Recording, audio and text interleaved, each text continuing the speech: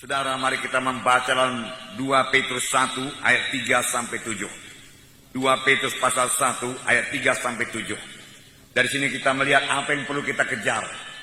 Bahkan firman Tuhan berkata kita harus mengejarnya dengan bersungguh-sungguh. Tidak dengan separuh-separuh hati, tapi dengan bersungguh-sungguh kita mengejar maksud Tuhan ini supaya jadi kepada kita. Karena kuasa ilahinya telah menganugerahkan kepada kita segala sesuatu yang berguna untuk hidup yang saleh oleh pengenalan kita akan Dia yang telah memanggil kita oleh kuasanya yang mulia dan ajaib. Dengan jalan itu Ia telah menganugerahkan kepada kita janji-janji yang berharga dan yang sangat besar, supaya olehnya kamu boleh mengambil bahagian dalam kodrat ilahi dan luput dari hawa nafsu duniawi yang membinasakan dunia.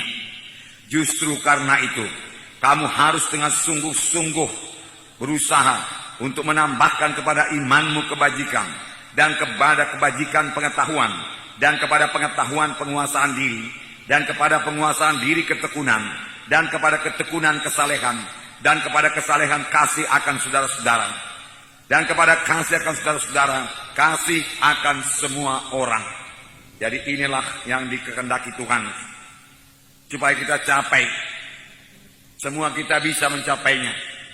Karena ini dicapai bukan dengan kekuatan kita, tetapi dengan kesadaran kita. Lalu dengan bersungguh-sungguh kita mohon kepada Tuhan. Di sini dikatakan, justru karena itu kamu harus dengan sungguh-sungguh berusaha. Sungguh-sungguh berusaha. Sungguh-sungguh berusaha. Semua kita harus sungguh-sungguh berusaha secara rohani untuk bertumbuh dalam Tuhan. Tuhan tidak mengendaki usaha yang separuh-separuh hati, yang setengah-setengah hati, tidak.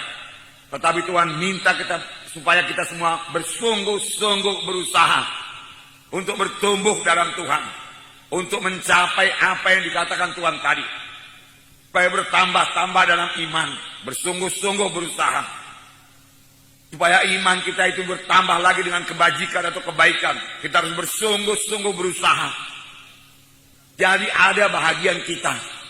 Kita yang bersungguh-sungguh berusaha untuk mencapai hal-hal tersebut. Bukan otomatis saja itu jadi kepada kita.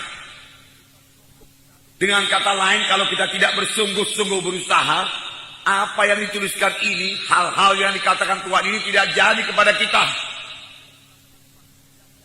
Ada bahagian kita, yaitu bekerja dengan sungguh-sungguh, bekerja secara rohani, menyadari keadaan kita secara rohani, lalu kita merindukan sungguh-sungguh, misalnya supaya iman kita bertambah-tambah, supaya kebaikan kita bertambah-tambah, supaya ketekunan kita bertambah-tambah, supaya hikmat kita bertambah-tambah, supaya kasih kita bertambah-tambah, kesalehan kita bertambah-tambah. Kita harus bersungguh-sungguh berusaha. Bersungguh-sungguh berusaha. Bagaimanakah bersungguh-sungguh berusaha? Bersungguh-sungguh berusaha yaitu dengan menyangkal di diri kita. Sehingga bukan kehendak kita, bukan kehendak saya, tapi kehendak Tuhan yang jadi. Roh Kudus mau memimpinkan kita.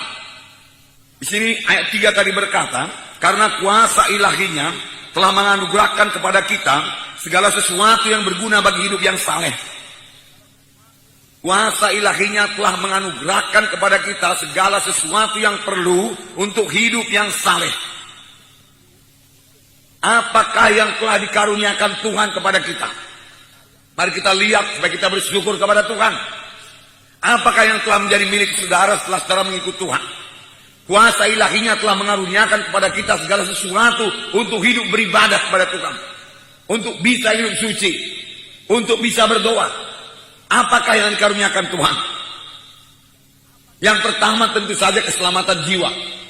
Kita sudah selamat, itu karunia Tuhan. Yang kedua dikaruniakan Tuhan kepada kita Roh Kudus. Tuhan telah memberikan Roh-Nya kepada kita.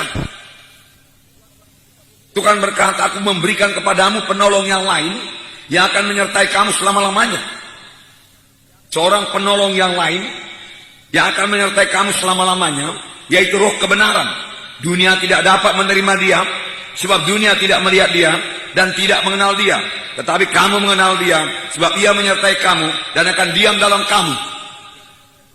Dunia tidak mengenal dia, tetapi kamu mengenal dia. Semua kita kenal Roh Kudus. Semua kita sadar akan Roh Kudus kalau kita mau menyadarinya. Semua kita bisa bersekutu dengan Roh Kudus setiap saat kalau kita rindu bersekutu dengan dia. Semua kita bisa berkata-kata dengan Roh Kudus karena Roh Kudus dalam kita. Kalau saudara minta, kalau saudara mulai berkata-kata dengan Roh Kudus, penolong, dia akan memimpin kamu pada segala kebenaran. Jadi kita mengetahui kebenaran karena Roh Kudus mengajari kita. Inilah yang dikaruniakan Tuhan kepada kita. Sekaligus Roh Kudus akan mengurapi kita luar biasa. Kemudian apa lagi yang diberikan Tuhan kepada kita, dikaruniakan Tuhan kepada kita? Firman Tuhan yang berkuasa. Sudah diberikan Tuhan kepada kita. Firman Tuhan tidak kehilangan kuasanya. Jadi baik Roh Kudus itu berkuasa, sangat berkuasa. Firman Tuhan sangat berkuasa. Bahkan firman Tuhan punya kuasa untuk menciptakan. Tuhan berkata, jadilah terang. Dia ucapkan firman Tuhan lalu jadi. Dan sampai sekarang kuasa firman Tuhan itu tidak berubah. Firman Tuhan berkuasa mengubahkan saudara. Dalam Yeremia 23:29, bukankah firmanku seperti api, demikianlah firman Tuhan, dan seperti palu yang menghancurkan bukit batu. Sekali lagi, bukankah firmanku seperti api, demikianlah firman Tuhan, dan seperti palu yang menghancurkan bukit batu. Firman Tuhan seperti api. Kemudian dikatakan lagi firman Tuhan seperti palu yang bisa menghancurkan bukit batu. Apakah maksudnya ini? Firman Tuhan seperti api. Saudara, api itu berkuasa. Api itu bisa membakar sampah-sampah. Dengan perkataan lain, firman Tuhan yang seperti api itu bisa membakar semua sampah-sampah dosa yang ada pada hidup kita.